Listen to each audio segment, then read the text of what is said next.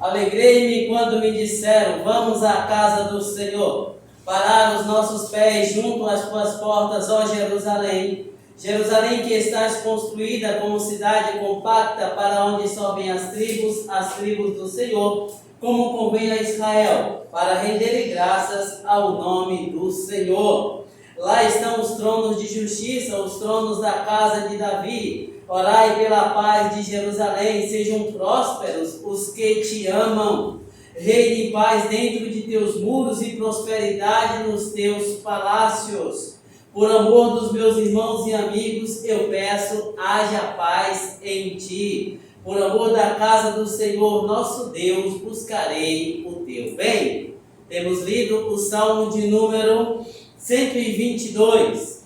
Muito boa noite aos amados irmãos, que bênção estarmos em mais esta oportunidade juntos no propósito de prestarmos um culto de adoração ao Senhor. E claro, a nossa oração é sempre no sentido de que o Senhor ministre a cada coração durante os instantes em que aqui passaremos juntos. Eu convido a amada igreja a colocar-se de pé e nós seremos conduzidos a Deus em uma palavra de oração. A irmã Gilda nos conduzirá nesta oração. Maravilhoso Deus, de infinita bondade, queremos te agradecer, Senhor, por mais esse privilégio de estarmos aqui na tua casa, Amém. para estarmos prestando um culto de louvor e adoração a ti, Senhor. Amém, Senhor. Obrigado, Senhor, por estar na tua presença. Amém. Senhor, vai por todo o decorrer, ó Pai, deste culto. Amém. E tudo, ó Pai, que Deus está fazendo agora, aqui neste culto, seja somente para a tua honra e tua glória. Amém. Seja com teu servo que está à frente, ó Pai. Amém. O Senhor vem estar dando toda a sabedoria, toda Amém. a instrumentalidade para estar, Senhor, transmitindo a tua palavra. Senhor. Amém. Seja cada servo teu que pode estar aqui esta noite. Amém. Que o Senhor continue abençoando, ó Pai, fortalecendo cada dia mais e mais. Que Amém. venhamos estar com nossos corações abertos para estarmos recebendo a tua palavra. Amém. Seja com os louvores, ó Pai, seja com tudo que vai ser feito. Amém. Obrigado, Senhor, pelo teu amor para conosco. Amém. Senhor. Obrigado pelo teu cuidado. Obrigado, Deus, por ter dado teu único filho para morrer na cruz do Calvário por nós. Amém. Obrigado. Essa oração que nós te fazemos, não porque merecemos nada de ti, mas pelo teu amor e pela tua bondade. Em nome de Jesus. Amém. Amém. Vamos ainda conservando de pé, louvar ao Senhor. Vamos entoar o hino de número 52 do Novo Cântico.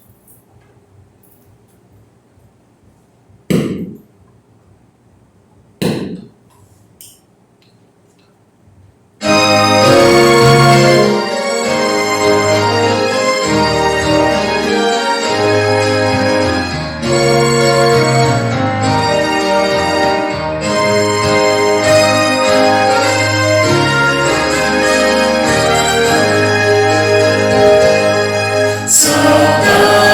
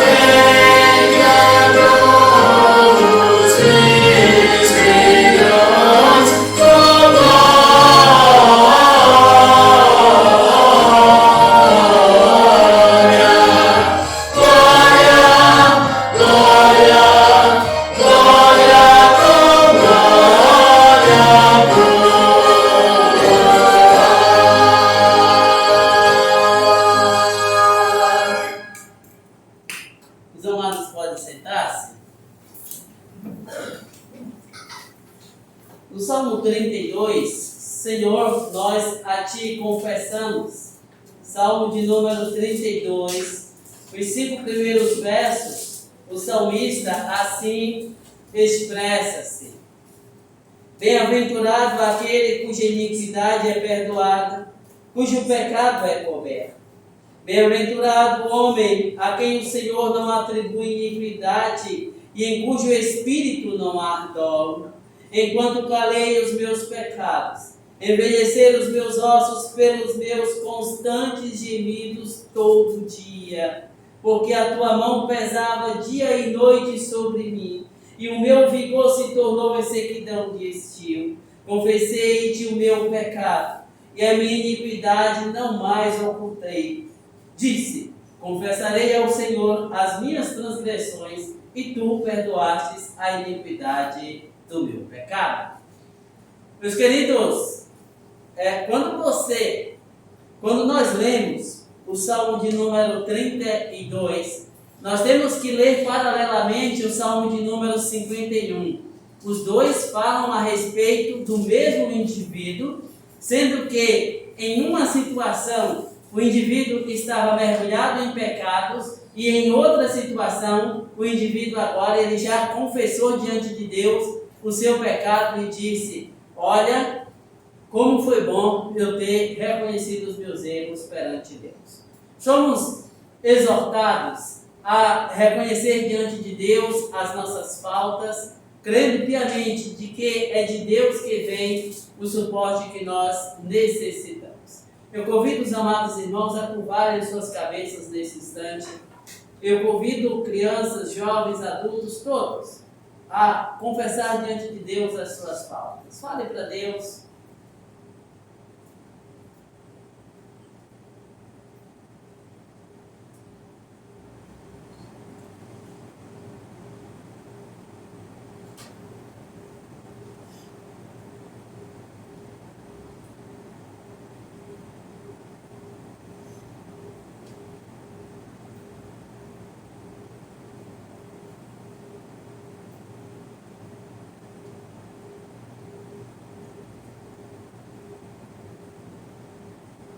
Santo, santo, santo é o Senhor, toda a terra está cheia da sua glória.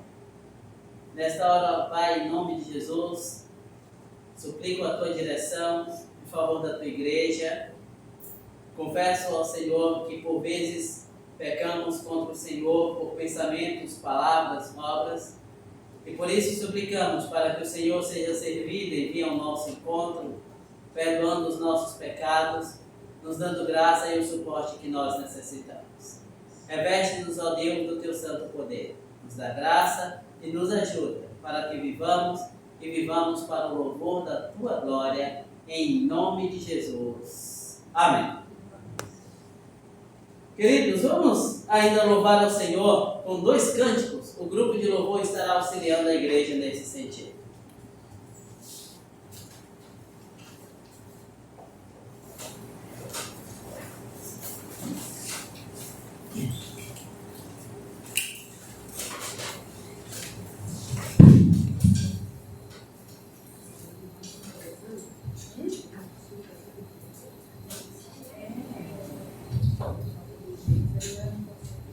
Boa noite, irmãos. Vamos estar louvando ao Senhor com 2 cânticos. Vamos estar primeiro louvando Corpo e Família e depois Tu És Soberano. Aí convidamos a igreja a se colocar de pé e vamos estar louvando ao Senhor com alegria, com bastante alegria.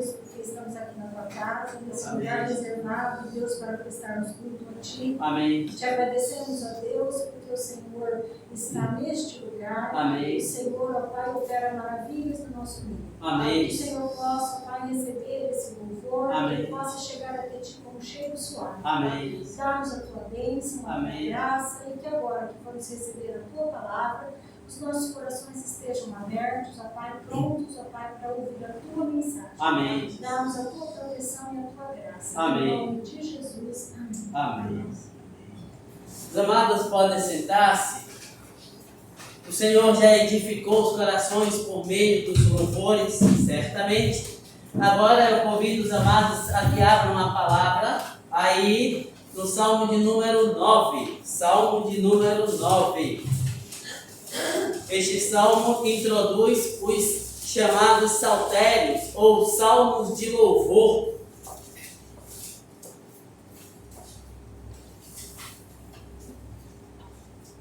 Salmo de número 9.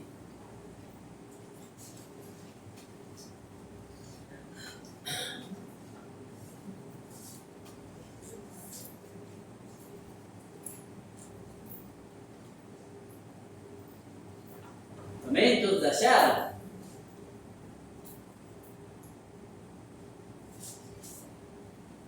Salmo de número 9, a palavra nos diz assim: Louvar-te-ei, Senhor, de todo o meu coração. Contarei todas as tuas maravilhas. Alegrar-me-ei e exultarei em ti. Ao teu nome, ó Altíssimo, eu cantarei louvores, pois ao retrocederem os meus inimigos tropeçam e somem-se da tua presença, porque sustentas o meu direito e a minha causa, no trono te assentas e julgas retamente. Repreendes as nações, destróis o ímpio, e para todo o sempre lhes apagas o nome. Quanto aos inimigos estão consumados, suas ruínas são perpétuas. Arrastastes as suas cidades, até a sua memória pereceu.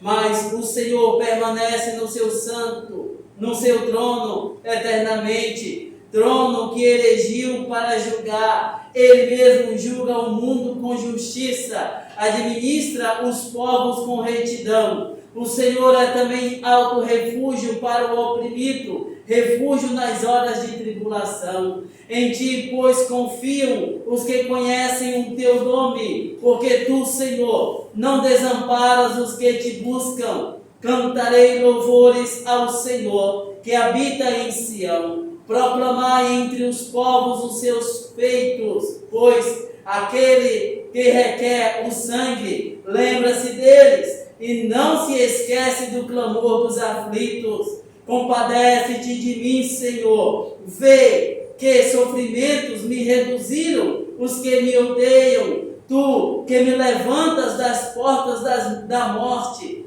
para que as portas da filha de Sião eu proclame todos os teus louvores e me regozije da tua salvação. Afundam-se as nações na cova que fizeram, no laço que esconderam.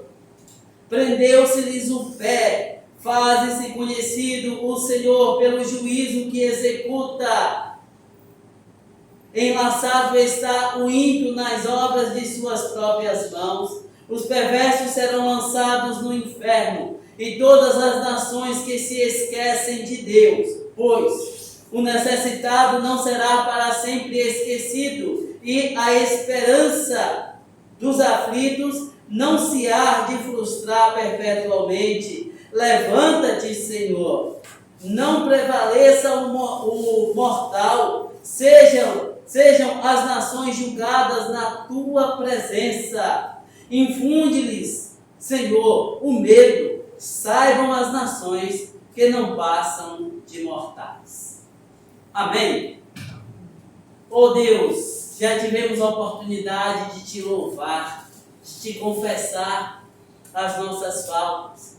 E agora que tua palavra foi aberta, que o Senhor seja servido em usar o teu servo como instrumento nas tuas mãos, para trazer uma palavra que venha ao encontro da tua igreja. Da graça ministra aos corações, em nome de Jesus. Amém. Meu irmão, minha irmã, você já foi vítima de injustiça alguma vez na vida? Quem nunca, não é verdade? A questão é que no mundo de injustiças no qual vivemos, a questão é, vale a pena ser justo? Vale a pena ser justo? Onde buscar, afinal de contas, o conforto para a angústia que por vezes aperta e oprime o nosso coração? Ah, meus queridos, meus nobres irmãos, observem vocês que o rei Davi, que também era homem de carne e osso, assim como nós, mortais, assim como nós, demonstra aqui neste salmo uma alegria enorme, embora não negue as dificuldades enfrentadas. Não, ele não preocupa-se em esconder as dificuldades enfrentadas. Sim, Davi está aqui contente, pois Deus ouviu mais uma vez a sua oração, ouviu mais uma vez o seu clamor. Deus não despreza a oração quando a fazemos com sinceridade de coração, de modo que quando nós atentamos aqui para o Salmo de número 9, nós observamos alguns aspectos. Primeiro, 2 fatos. No final, o ímpio não prevalecerá. E a palavra é muito clara a este respeito. Vejam, por exemplo, o Salmo de número 73, Salmo de Asaf. Segundo lugar, Deus nunca perde o controle da história. Ele está sempre no controle da história. E prestem atenção, Ele é reto juiz e julga com equidade e julga com justiça. E aí nós atentamos para uma atitude. Qual? A nossa disposição deve ser a de louvar ao Senhor sempre. E qual deve ser o conteúdo do nosso louvor? Afinal de contas, uma narração de como o Senhor produz a história da redenção na nossa vida. Nós podemos dividir o Salmo de número 9 em 3 pontos. Do verso 1 ao verso de número 12. No trono, o Senhor se assenta para receber a nossa adoração. Do verso 13 ao verso 18. No trono, o Senhor se inclina para atentar para a nossa aflição. Do verso 19 ao verso de número 20. O Senhor se levanta para julgar as nações sem acepções. Ora, dentro dessa perspectiva, eu quero falar aos amados no primeiro momento sobre a seguinte ideia: uma alegria contagiante. Uma alegria contagiante.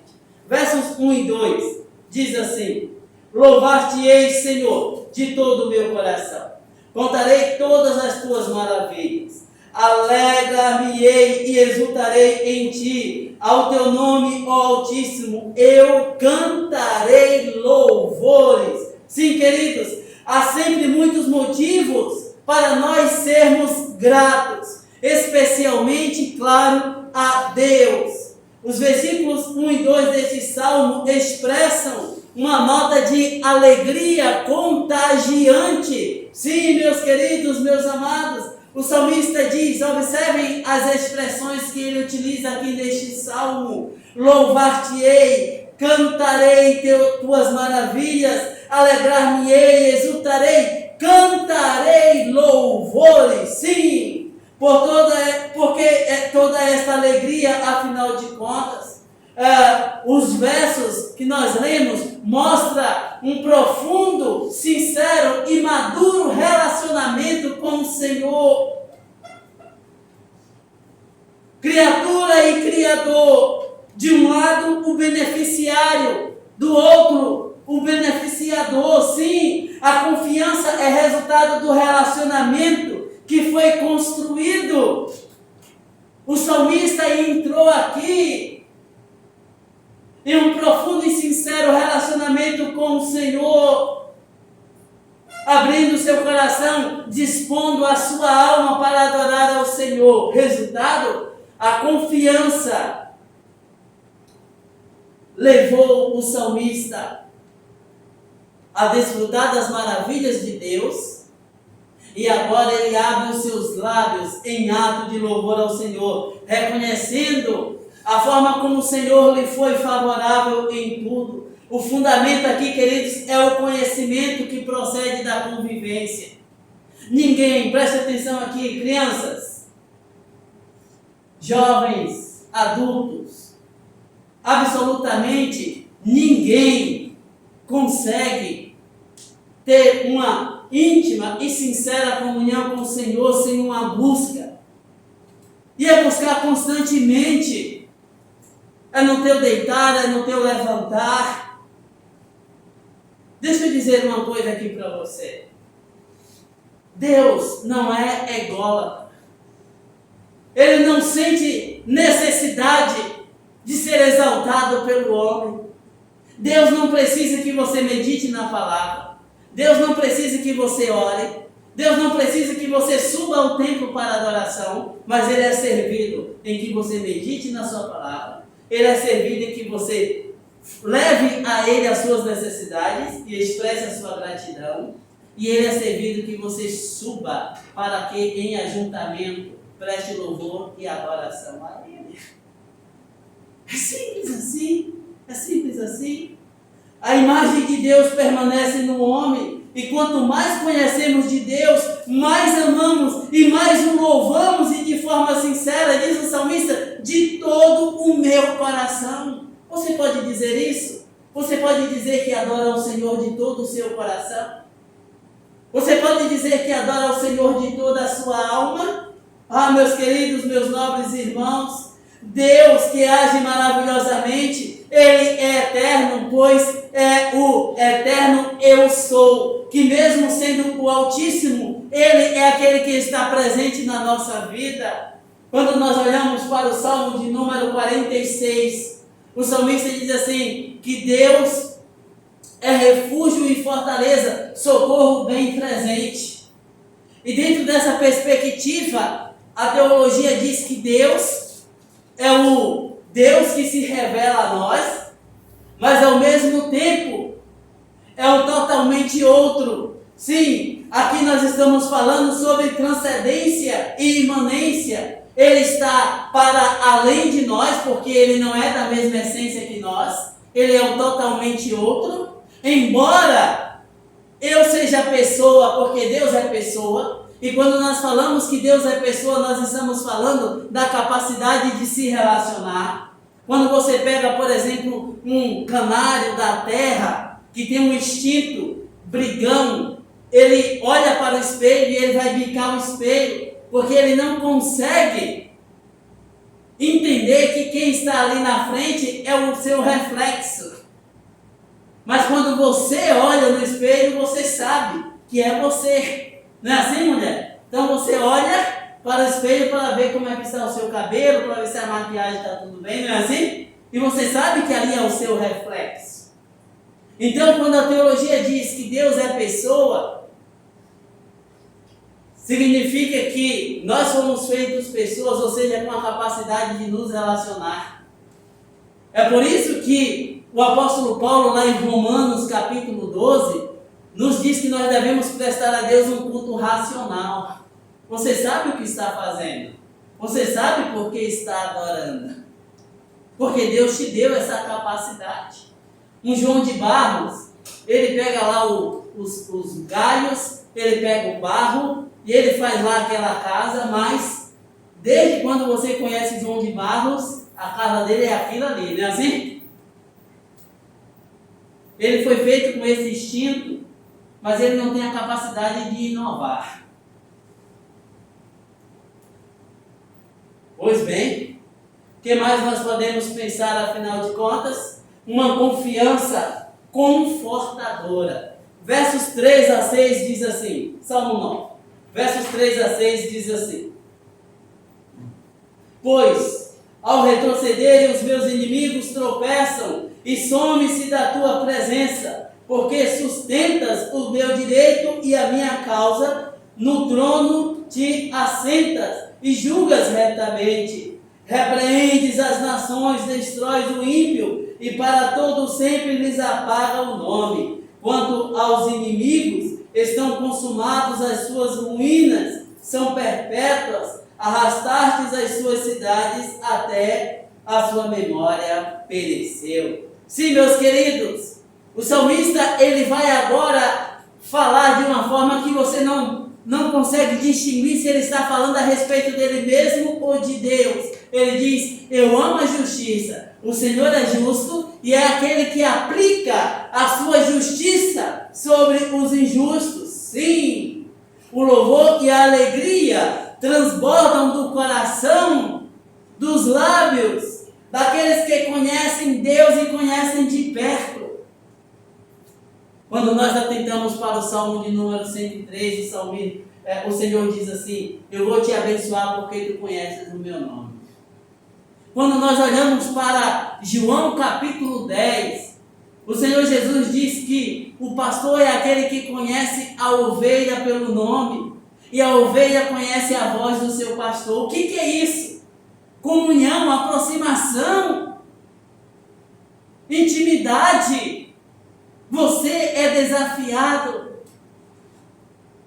a ter uma vida de intimidade e de comunhão com o Senhor. E isso não se faz, conforme disse anteriormente, sem busca. Isso não se faz de uma forma esporádica. Alguém já disse que o camelo é capaz de beber de uma só vez 40 litros de água.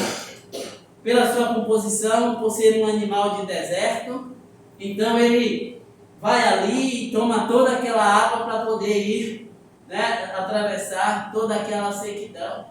Mas no tocante à vida espiritual, você não é camelo. Você não pode simplesmente contentar-se em, por exemplo, meditar na palavra apenas quando a sua alma sentir-se vazia. Você não pode contentar-se apenas em ficar com aquilo que você ouve da palavra no domingo.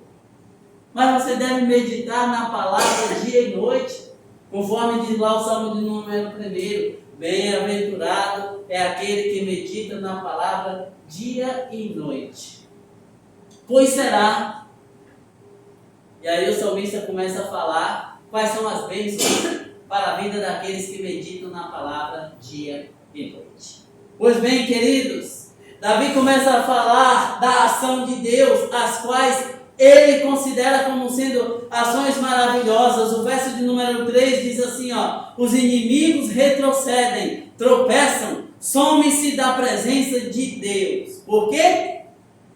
Porque não são desejosos da palavra. E aí, conforme já disse anteriormente, o salmista, num dado momento, fala de modo que você não percebe se ele está falando de si mesmo ou de Deus. Porque ele diz: eu amo a justiça, e é o Senhor quem aplica a justiça à minha vida. Sim, queridos? Sim, meus amados? No verso 7 diz assim: pois ele erigiu o seu trono, não só para governar, mas para julgar. Ele não julga uma geração somente, mas todas as gerações. Verso 8: ele mesmo julga o mundo com justiça, administra os povos com retidão. Os perversos serão lançados no inferno. E quem são os perversos? São aqueles que desprezam a Deus e a sua palavra. São aqueles que arrogam para si a prerrogativa única e exclusivamente de Deus. Aí no verso 17 diz assim: e todas as nações que se esquecem de Deus. E todas as nações que se esquecem de Deus.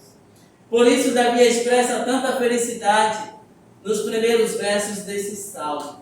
Porque o Senhor, de uma forma paradoxal, ele é transcendente, ou seja, está além, mas ao mesmo tempo é imanente, está presente. Uma vez eu abordei um indivíduo, num leito de hospital, eu comecei a falar do amor de Deus para ele. Ele olhou para mim e falou assim, rapaz, e falou de uma forma sarcástica, sabe? São 7 bilhões de pessoas nesse mundão. Você acha que Deus está preocupado comigo aqui nesse lugar? E aí eu falei, pois bem. Aí começamos. No final das contas, depois de 5 minutinhos, ele já estava refletindo a respeito da afirmativa que ele mesmo tinha feito. Quando ele foi desafiado a crer na realidade do Deus que se faz presente e que atenta para as nossas necessidades. Não simplesmente aquele Deus distante, que prega o deísmo, que Deus criou tudo e largou ao acaso, conforme o roqueiro cantava lá, né, o acaso vai me proteger enquanto eu estiver distraído. Não. A palavra fala do Deus presente, que nos assiste e nos socorre nas nossas necessidades. Deus se dá a conhecer. E aí o salmista ele diz o seguinte, que em meio à opressão, Deus se faz presente nos momentos difíceis. Que Deus é aquele que nos leva à confiança, que é aquele que nos conhece. E quando nós nos dispomos a buscá-lo, conforme o verso 10, Ele atenta e de fato nos socorre, nos assiste. Por isso no verso 11 diz assim, cantai louvores ao Senhor, que habita em Sião, proclamai entre os povos os seus feitos. Você pode proclamar os feitos do Senhor? Você pode testificar a respeito daquilo que o Senhor já fez na sua vida?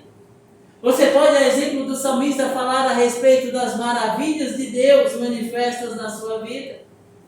Pois bem, um outro aspecto que nós podemos destacar aqui está dos versos 13 ao 14, que nos diz o seguinte: compadece-te de mim, Senhor, vê que sofrimentos me reduziram os que me odeiam, tu que me levantas das portas da morte, para que as portas da filha de Sião eu proclame todos os teus louvores e me regozije da tua salvação.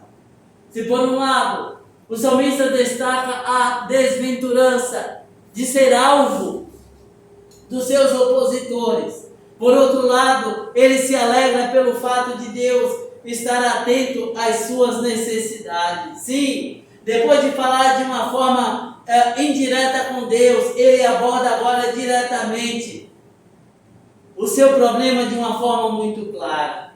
Sim, compadece-te de mim, Senhor. Vê que sofrimentos me reduziram os que me odeiam. Ora, queridos, o salmista está agora mergulhado aqui na emoção.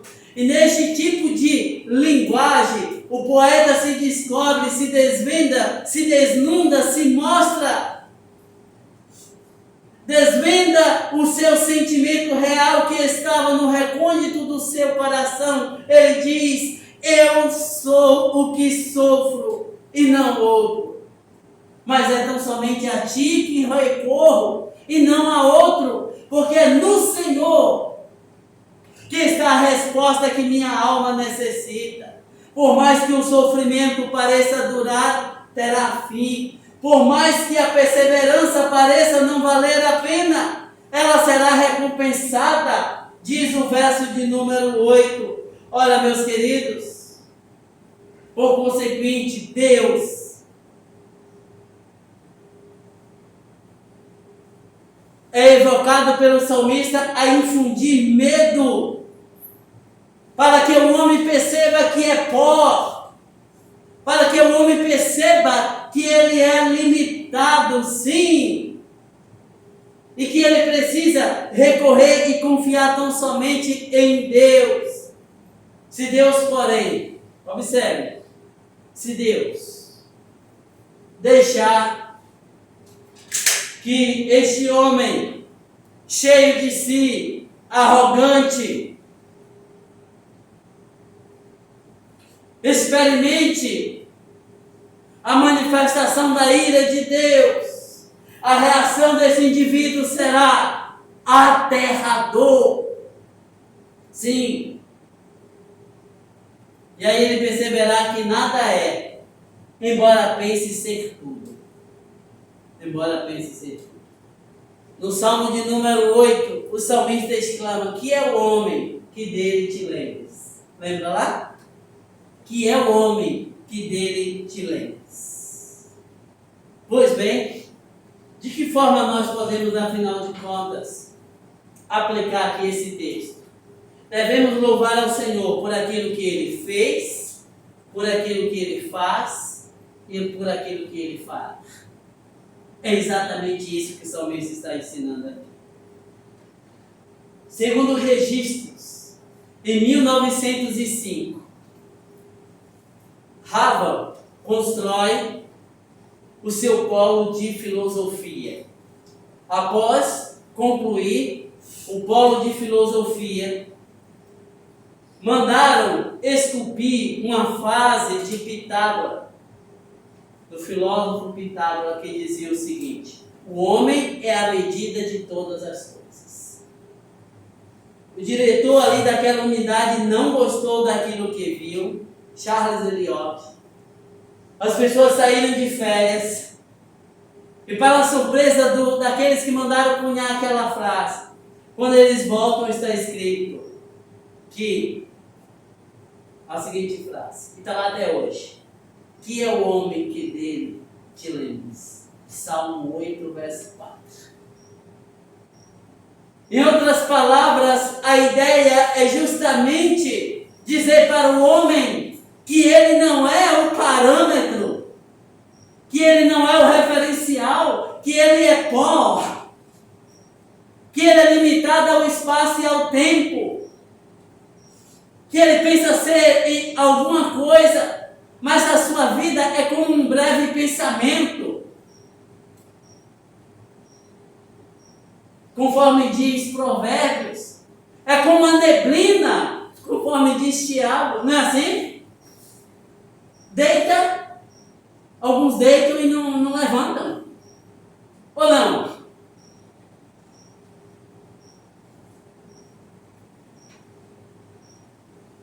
Às vezes o indivíduo deita cheio de planos, cheio de projetos para o dia seguinte. E acabou. Assim é a vida do homem. Por isso, amados, é que somos desafiados a confiar no Senhor. Por isso somos desafiados a sair dessa nossa disposição de acharmos que estamos no controle. Não estamos. Se nos aproximarmos de Deus, inclinarmos ou iniciarmos um processo de conhecimento e amadurecimento da relação, veremos e aprenderemos mais da pessoa de Deus e descansaremos nele nos momentos mais complicados da vida.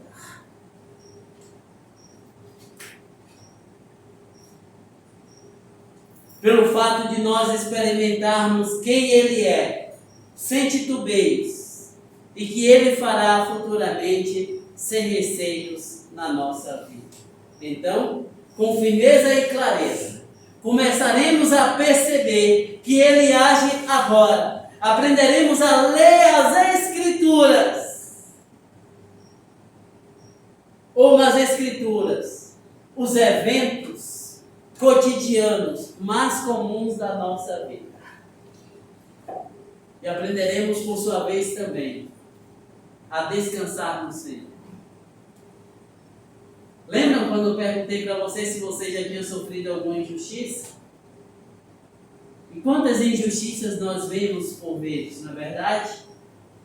E aí os injustos pensam que o Senhor não está atento, mas o Senhor está.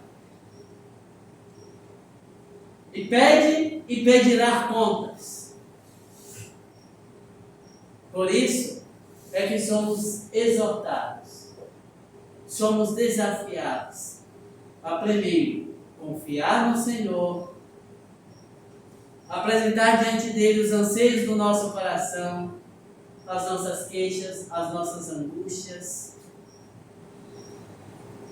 E, sobretudo, somos desafiados a expressarmos de uma forma contundente que é o Senhor quem quem guerreia a batalha do seu povo. Qual é a causa que você precisa levar diante de Deus hoje? Crianças, jovens, adultos, o que é que tem apertado o coração de vocês? Conta para Deus. Ele está atento. Ele está atento. E Ele responde. Ele fez, faz e continuará fazendo na vida do seu povo. Amém? Vamos louvar ao Senhor. O hino de número 28.